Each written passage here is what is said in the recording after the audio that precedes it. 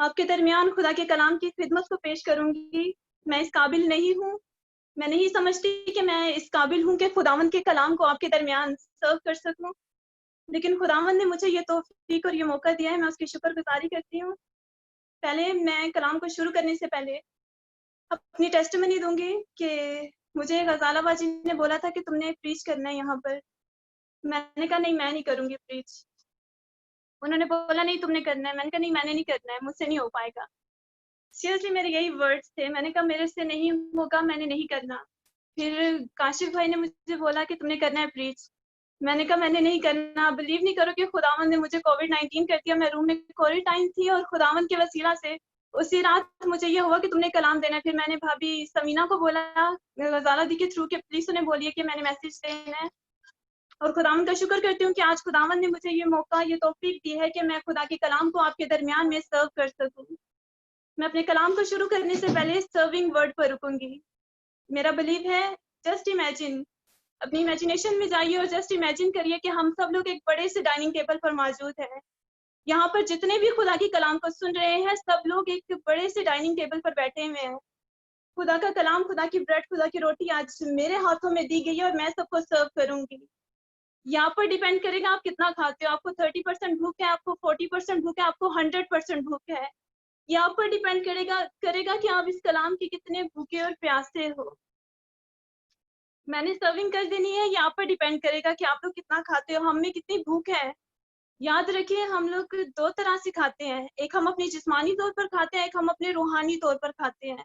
एक हम अपने जिस्म को जिंदा रखने के लिए खाते हैं और एक हम अपनी रूह को जिंदा रखने के लिए खाते हैं। जिस्म को जिंदा रखने के लिए हमेशा दिन में 3 दफा भूख लगती है। जब हमारी बॉडी को नीड होती है तब हमें भूख लगती है, लेकिन रूह को जिंदा रखने के लिए मेरा ईमान है हमें हर सेकंड के बाद भूख लगती है। हर सेकंड के बाद हमारा दिल करता है कि हम खुदा की हजूरी में बैठे और उसके मसा को, उसके फजल को अपनी जिंदगियों में महसूस करें। आज का कलाम जो मैं आपके सामने पेश करने को हूँ वो देने को है। देना क्या है? आज हम गौर फिक्र करेंगे कि हम देते कैसे हैं, या देना है क्या चीज। इस बात पर हम खुदा के कलाम में से सीखेंगे। प्लीज आप सब मेरे साथ निकालें मरकज की अंजील उसका 12वां बाब, उसकी 41वीं आयत से लेकर 44वीं आयत तक। Mark chapter 12 verse 41 to 44। खुदावंद की जिंदगी बख्श कलाम में यूं लिखा है, फिर वो हैकल के खजाना के सामने बैठा देख रहा था कि लोग हैकल के खजाना में पैसे किस तरह डालते हैं, और बथेरे दौलतमंद बहुत कुछ डाल रहे थे। इतने में एक कंगाल बेवा ने आकर 2 दमड़ियां यानी एक धेला डाला, और उसने अपने शागिर्दों को पास बुलाकर उनसे कहा, मैं तुमसे सच कहता हूँ कि जो हैकल के खजाना में डाल रहे हैं, इस कंगाल बेवा ने उन सबसे ज्यादा डाला, क्योंकि सबों ने अपने माल की बोहतान से डाला, मगर इसने अपनी नादारी की हालत में जो कुछ इसका था यानी अपनी सारी रोजी डाल दी। कलाम के पढ़े, सुने और समझे जाने पर खुदावंद की बरकत हो। ये जो पैसेज मैंने आपके सामने पढ़ा है मरकज की अंजील उसके 12वें बाब की 41वीं और 44वीं आयत में, यहाँ पर हमें एक बेवा का जिक्र मिलता है जिसके पास देने के लिए कुछ खास नहीं है। कलाम मुकद्दस में लिखा है सिर्फ 2 दमड़ियां हैं यानी एक धेला, जो वो हैकल के खजाना में खुदावंद की हजूरी में डाल रही है। जस्ट थिंक अबाउट दैट कि बेवा ने खुदा को किस तरह दिया है, वो खुदा को कैसे दे रही है और हम खुदा को कैसे देते हैं। याद रखिए अगर आप कुछ देते नहीं हो ना तो आप कुछ हासिल भी नहीं करते। हमारी एक्सपेक्टेशंस होती है कि हम लोग ना दें और हमें सब कुछ मिल जाए। बेवा खुदा को कैसे दे रही है, सीखते हैं कलाम में से कि बेवा ने खुदा को कैसे दिया। मैंने बहुत गौर फिक्र की, मैंने बहुत सोचा, मैंने बहुत इस पर सर्च की, मुझे सिर्फ इनमें 3 चीजें ही मिली हैं। मैंने इस कलाम को बार बार पढ़ा। बेशक खुदा का रूह हमें हदायत करता है ताकि हम उसके भेदों को समझ सकें। बेवा ने खुदा को 3 तरह से दिया है। नंबर 1, बेवा ने खुदा को अपनी भूख और अपनी तंगदस्ती की हालत में दिया है। बेवा ने खुदा को एक खास किस्म के ईमान और एक खास किस्म की दलेरी से दिया है। बेवा ने खुदा को वक्त पर दिया है। ये तीनों चीजें बेवा की जिंदगी में बहुत इंपॉर्टेंट थी कि उसने खुदा को मजबूर कर दिया कि खुदा उसकी तरफ देखे। बेवा ने खुदा को अपनी भूख और अपनी तंगदस्ती की हालत में दिया है। एक बेवा का जिक्र हमें नजर आ रहा है, हम कलाम मुकद्दस को पढ़ें तो एक बेवा है, उसके पास देने के लिए कुछ खास नहीं है। कलाम मुकद्दस में लिखा है कि उसके पूरे दिन की रोजी सिर्फ 2 दमड़ियां यानी एक धेला है, वो खुदा की हजूरी में दे रही है।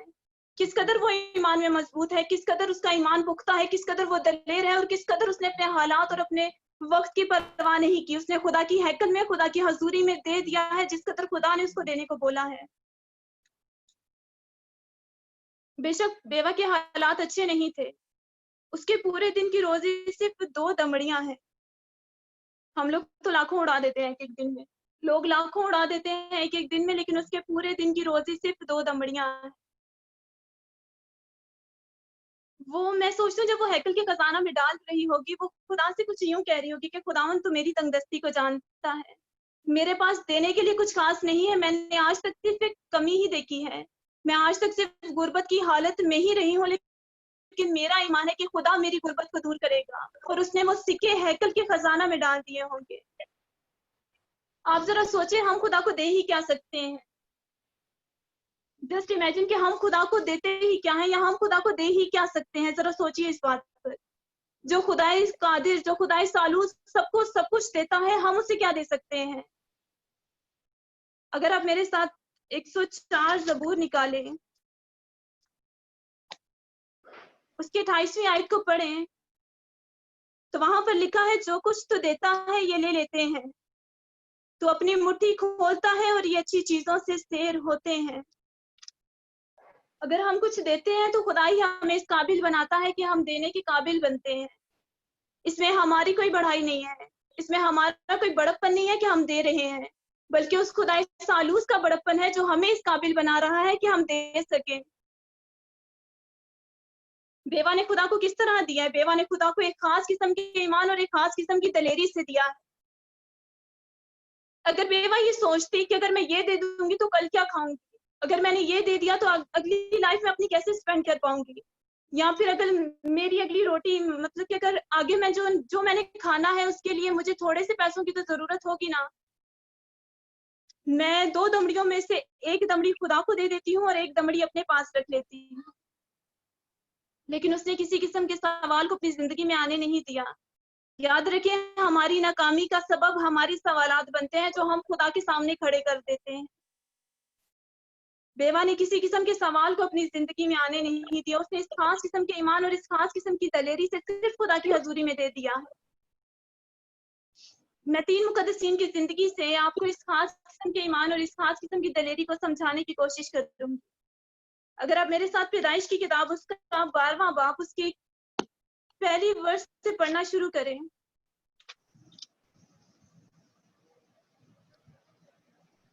तो एक हुक्म मिल रहा है, वहां पर हमें एक हुक्म नजर आता है जो खुदावंद मुकद्दस अब्राहम को दे रहे हैं। हमारे देने और खुदा के देने में फर्क क्या है, ये हम यहाँ पर सीखेंगे। खुदावंद बाप अब्राहम को हुक्म दे रहे हैं कि तू अपने, कलाम मुकद्दस में यूं लिखा है, और खुदावंद ने अब्राहम से कहा कि तू अपने वतन और अपने नातेदारों के बीच से और अपने बाप के घराना से निकलकर उस मुल्क में जा जो मैं तुझे दिखाऊंगा, और मैं तुझे एक बड़ी कौम बनाऊंगा और बरकत दूंगा और तेरा नाम सरफराज करूंगा। सुबाई से बरकत होगा, जो तुझे मुबारक कहेंगे मैं बरकत दूंगा, और जो तुझ पर लानत करेंगे मैं उन पर लानत करूंगा, और जमीन के सब कबीले तेरे वसीला से बरकत पाएंगे।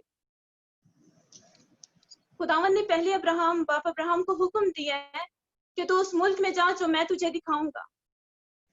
फिर खुदावन ने साथ ही वादे दे दिए हैं। खुदावन ने हुक्म दिया है कि तू अपने नातेदारों, अपने वतन और अपने बाप के घराना को छोड़ और उस मुल्क में जा जो मैं तुझे दिखाऊंगा।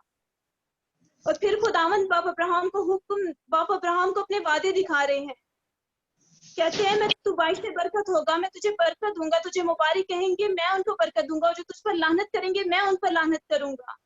कबीले तेरे वसीला से बरकत पाएंगे। हमारे देने और खुदा के देने में फर्क क्या है? हम देते हैं, फिर हमारी एक्सपेक्टेशंस होती है कि हमें दिया जाए। अगर हम खुदा को दे रहे हैं तो हमें पता है कि खुदावन किसी का कर्जदार नहीं है, वो किसी का कर्ज नहीं रखता, वो उसे मल्टीप्लाई कर कर हमें वापस करेंगे। और खुदा का देना देखिए, खुदा देते हैं और देते ही चले जाते हैं। अब आप अब्राहम की जिंदगी पर गौर करें। खुदा ने पहले हुक्म दिया है कि तू ऐसा कर, फिर साथ ही खुदा ने वादे पे वादा और देते चले गए हैं वादे, और खुदा ने उनकी जिंदगी में पूरा भी किया है। कबीले तेरे वसीला से बरकत पाएंगे। सब लोग आज बाप अब्राहम कहकर उन्हें पुकारते हैं। किस कदर अजीम है हमारा खुदा, और उसके वादे आज भी सच्चे हैं। आप बाप अब्राहम का रिएक्शन देखें, मुकद्दस अब्राहम का रिएक्शन देखें, कोई सवाल नजर नहीं आता। चौथी आयत में लिखा है, सो अब्राहम खुदा के कहने के मुताबिक चल पड़ा। मुकद्दस अब्राहम ने किसी किस्म का सवाल नहीं किया कि खुदावंद अगर मैं ये कर दूंगा तो फिर मेरी आगे लाइफ क्या होगी, या कैसे पॉसिबल है, हाउ इज इट पॉसिबल कि मैं अपनी फैमिली को, अपने फादर को छोड़ूं, अपने नातेदारों को छोड़ूं और उस मुल्क में जाऊं जो तू मुझे दिखाने को है। अभी तो मैंने उसे देखा भी नहीं है, अभी तो मैंने उसको देखा भी नहीं है, मुझे नहीं पता वो कैसा है। मेरी फैमिली के लिए, मेरी वाइफ के लिए ट्रबल्स हो सकते हैं।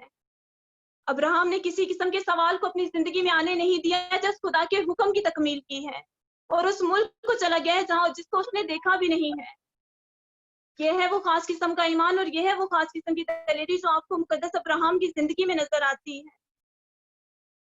इसी तरह अगर आप मुकद्दस नूह की जिंदगी पर गौर करें, पैदाइश की किताब के 6 बाब को पढ़ें तो वहां पर भी आपको एक हुक्म नजर आता है जो खुदावंद मुकद्दस नूह को दे रहे हैं कि तू कश्ती बना, क्योंकि जमीन का गुनाह, जमीन की बदी मेरे हुजूर इस कदर पहुंच चुकी है कि मैं इनसे गजबनाक हो चुका हूँ। मैं नहीं चाहता कि मैं अपने, खुदा नहीं चाहता था कि इन्हें मार दे, इन्हें तबाह कर दे, लेकिन इस कदर खुदा गजबनाक हो चुका है कि खुदा अपने आप को रोक ही नहीं सका। हमारा खुदा तो रहीम है, लेकिन खुदा इस कदर उनके गुनाह से गजबनाक हो चुका था कि खुदा ने अपने कहर को उन पर नाजिल कर दिया और खुदा ने नूह से कहा कि मैं जमीन को तबाह करने को, क्योंकि इनका गुनाह मेरे हुजूर में इस कदर पहुंच चुका है। क्योंकि सिर्फ लिखा है सिर्फ नूह ही खुदा की नजर में मकबूल था। उस वक्त में सिर्फ नूह खुदा की नजर में मकबूल था। खुदा ने नूह को हुक्म दिया कि तू कश्ती बना, अपने अपने घराने को और उन तमाम जानवरों को उस कश्ती में ले जा जिनको मैं उस कश्ती में जाने का हुक्म देता हूँ। अब देखते हैं कि मुकद्दस नूह ने खुदा के हुक्म की तकमील की है। खुदा के हुक्म के मुताबिक वो उस कश्ती में जाते हैं, अपने अपने घराने उन तमाम जानवरों को बचा लेते हैं जिनको खुदा ने कश्ती में भेजा उनके साथ। मैं सोचती हूँ मुकद्दस नूह को लोग सवाल करते होंगे कि अगर दुनिया ने डिस्ट्रॉय होना ही है तो क्या तुम्हारी कश्ती महफूज रहेगी? लोग मुकद्दस नूह पर हंसते होंगे कि किस किस्म का इंसान है, कैसे कश्ती बना रहा है, इसको नहीं पता अगर खुदा का गजब इस कदर ही जाहिर होना है तो क्या इसकी कश्ती महफूज रहेगी? नूह ने किसी किस्म के सवाल को अपनी जिंदगी में आने नहीं दिया। नूह ने ये नहीं सोचा लोग क्या कहेंगे। नूह ने इस चीज की परवाह नहीं की कि अगर मैं ये काम कर रहा हूँ तो लोग मेरे पे हंसेंगे कि इसको क्या हो गया है, या ये किस किस्म के काम कर रहा है। नूह ने किसी किस्म के सवाल को अपनी जिंदगी में आने नहीं दिया, सिर्फ खुदा के हुक्म की तकमील किया और कश्ती को बनाया और अपने घराने को बचा गया। ये है वो खास किस्म का ईमान और ये है वो खास किस्म की दलेरी जो आपको मुकद्दस नूह की जिंदगी में नजर आती है। इसी तौर से अगर आप मुकद्दस यूना नबी की जिंदगी पर गौर करें, यूना की किताब के पहले बाब को पढ़ना शुरू करें तो वहां पर भी आपको एक हुक्म नजर आता है जो खुदावंद यूना नबी को दे रहे हैं कि तू नैनवा को जा। खुदावंद यूना से कह रहे हैं, खुदावंद यूना को भी एक हुक्म दे रहे हैं कि तू नैनवा को जा, लेकिन यूना क्या करता है? यूना नैनवा की बजाय तर्तीस को भागता है। खुदावंद यूना से कह रहे हैं कि यूना का गुनाह मेरे हुजूर इस कदर पहुंच चुका है कि मैं उनसे गजबनाक हुए जाता हूँ। खुदावंद नहीं चाहते थे कि मैं नूह की तरह, जिस कदर नूह के दौर में मैंने तूफान को भेजकर इनको तबाह कर दिया था इंसानों को, मैं अभी भी वैसा कर दूं, क्योंकि खुदा ने वादा किया था ना कि इसके बाद मैं ऐसा नहीं करूंगा। खुदा अपने वादों में सच्चा और आदिल है। खुदा नहीं चाहता था कि मैं फिर से ये काम करूं या फिर से मैं इनको तबाह करूं या फिर से मौत के आलम को बर्पा कर दूं। खुदा अपने नबी को भेजता है कि वहां पर जाकर मेरी बिशारत दे, उन्हें बता, उन्हें सिखा कि मैं कौन हूँ। मैं यहोवा यरी हूँ, मैं खुदावंदों का खुदावंद हूँ। मेरे सामने झुको, मेरी तरफ अपना मुंह फेरो। लेकिन यूना खौफज़दा होता है। यूना नैनवा को जाने की बजाय तर्तीस को भागता है। खुदावंद यूना को हुक्म दे रहे हैं कि तू नैनवा को जा, लेकिन वो तर्तीस को भाग रहे हैं। यूना जिस कश्ती में बैठे हुए थे, जिस कश्ती में यूना ने सफर किया, कुरान में मुकद्दस में लिखा है कि तूफान इस कदर तेज था, तूफान की शिद्दत इस कदर बढ़ चुकी थी कि खदशा था कि वो जहाज जिसमें वो सफर कर रहे थे तबाह हो जाएगा। आप देखें, यूना सो रहा है, कश्ती में मौत का आलम बरपा है और यूना सो रहा है। मैं यूना के लफ्ज पर जाऊंगी। यूना एक अब्रानी जुबान का लफ्ज है जिसका मतलब है कबूतरी। यूना कबूतरी की मानित कमजोर इंसान था। यूना सो नहीं रहा था। यूना ने मौत के आलम को देखकर अपनी आंखें बंद कर ली थी। यूना को पता था कि ये आफत, ये मुसीबत, ये बला मेरे सबब से आई है। अगर आप इसी बात को पढ़ें तो वहां पर आपको नाखुदा लोगों का जिक्र मिलता है कि नाखुदा लोग मौजूद हैं जो हमारे खुदा को नहीं जानते। कलाम मुकद्दस में लिखा है कि नाखुदा लोग उसे देखते हैं, यूना को कहते हैं ये सो रहा है, वो उसे उठाते हैं, तू कौन है, तू कहाँ से है, तेरा वतन क्या है, तू किस खुदा की इबादत करता है। सिर्फ एक क्वेश्चन इंपॉर्टेंट था कि तू किस खुदा की इबादत करता है। जब यूना बताता है कि मैं किस खुदा की इबादत करता हूँ, वो लोग कांप उठते हैं। वो हमारे खुदा के नाम को सुनकर कांप उठते हैं कि किस कदर अजीम खुदा है। वो हमारे खुदा के चाहो जलाल से वाकिफ थे, तभी वो कांप उठे हैं। वो यूना से कहते हैं ये तूने क्या किया। वो यूना को उठाते हैं, समंदर में फेंक देते हैं। यूना 3 दिन रात मछली के पेट में रहा।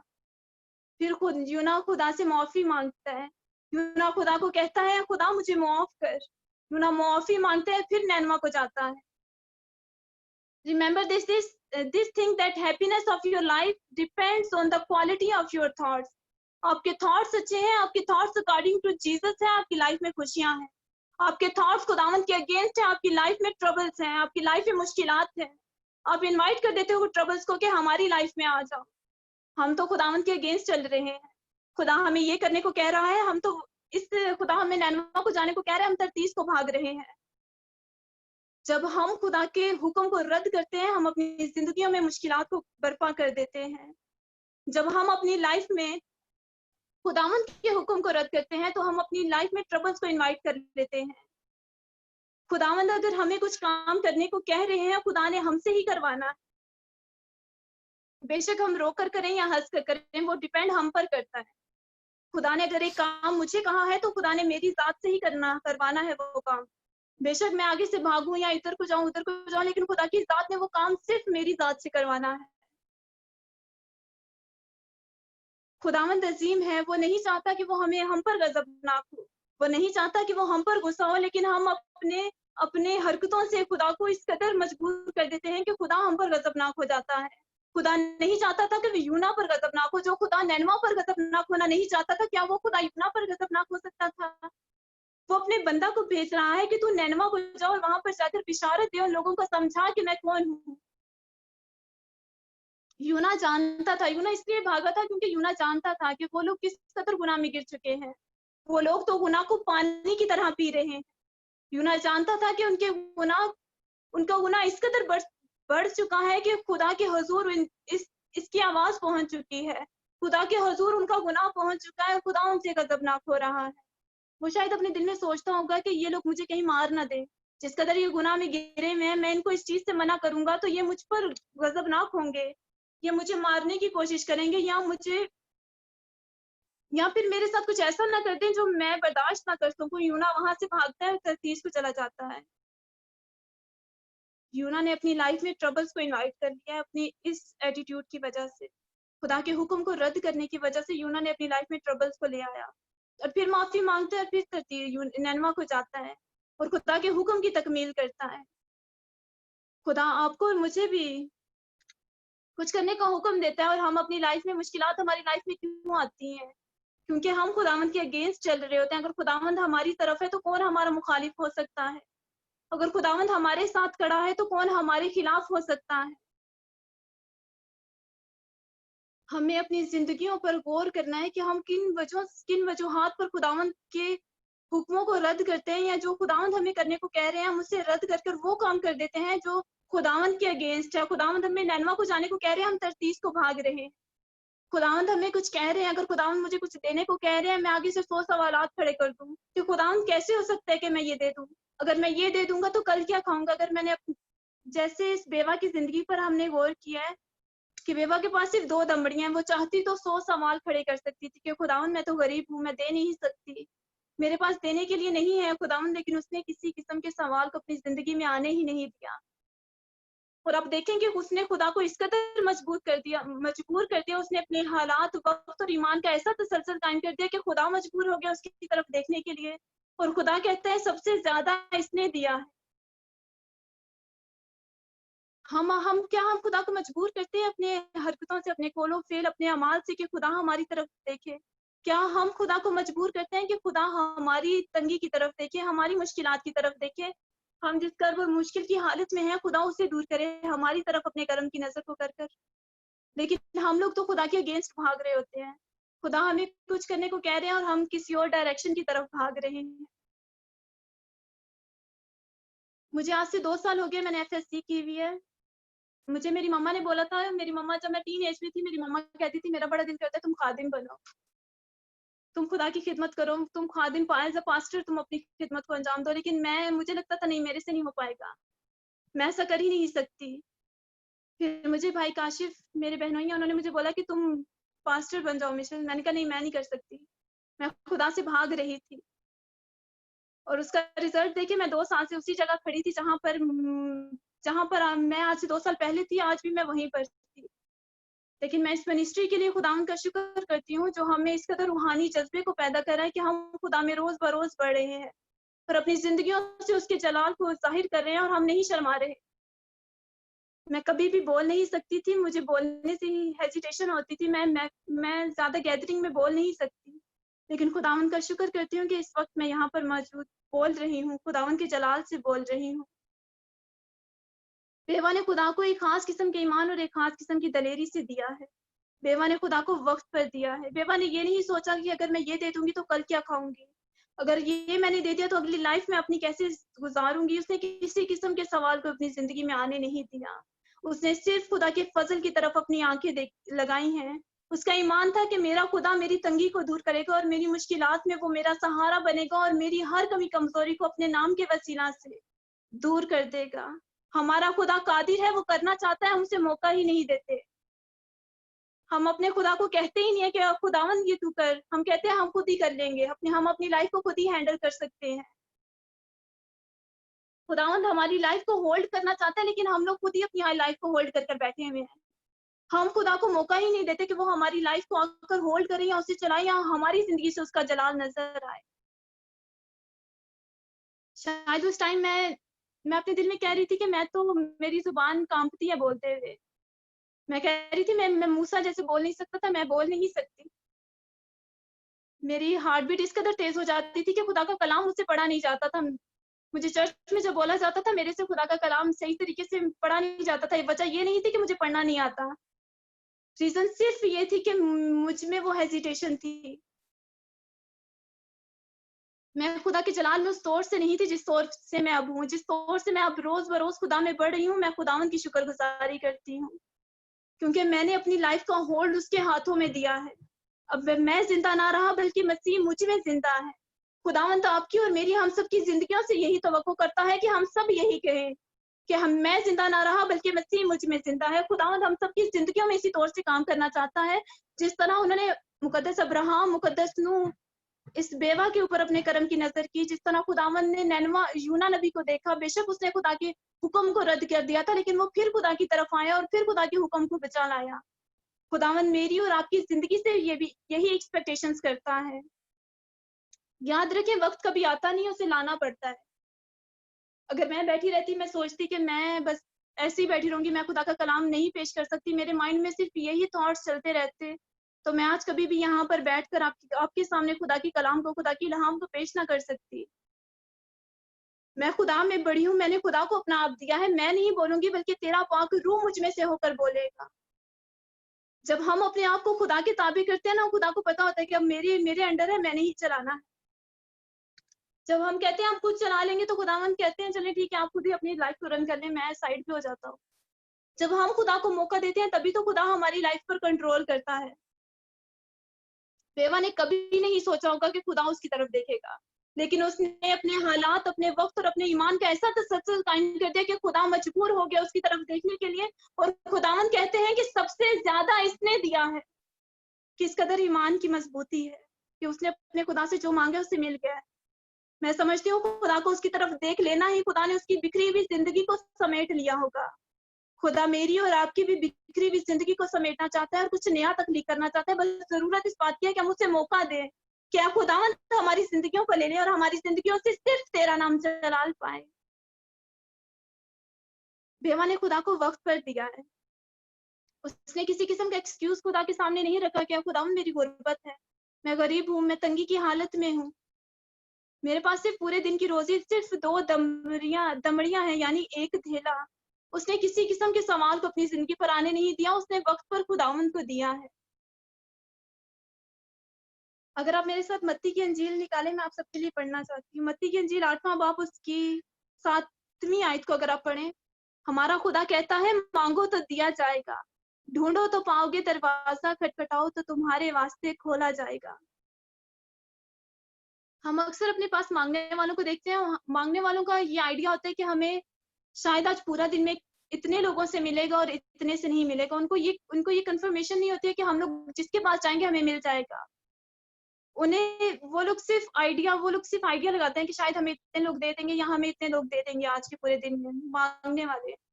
लेकिन हमारा खुदा देखो किस कदर अजीम है। वो कहता है मांगो तो दिया जाएगा, ढूंढोगे तो पाओगे, दरवाजा खटखटाओगे तो तुम्हारे वास्ते खोला जाएगा। उस बेवा ने खुदा से मांगा और खुदा ने उसको दे दिया है। खुदा ने उसकी बिखरी हुई जिंदगी को समेट लिया है, क्योंकि उसकी निगाहें खुदावन की तरफ थी, किसी इंसान की तरफ नहीं थी। वो किसी इंसान की तरफ नहीं देख रही थी, क्योंकि उसे पता था कि मेरा खुदा कादिर मुतलिक है, मेरा खुदा अल्फा ओमेगा है, जो आसमान से मन बरसा सकता है, वो हमारे लिए सब कुछ कर सकता है। जो अपने लोगों के लिए अंधेरे में चिराग बनकर जल सकता है, वो हमारे लिए सब कुछ कर सकता है। जो शम्मा की तरह हमारे आगे आगे चलता है, वो हमारे लिए सब कुछ कर सकता है। उस बेवा ने किसी इंसान को नहीं देखा, या उसने अपनी निगाहें किसी इंसान की तरफ नहीं लगाई। उसके पूरे दिन की रोजी 2 दमड़ियां थी और उसने वो हैकल के खजाना में डाल दिया। बेवा ने खुदा को वक्त पर दिया है।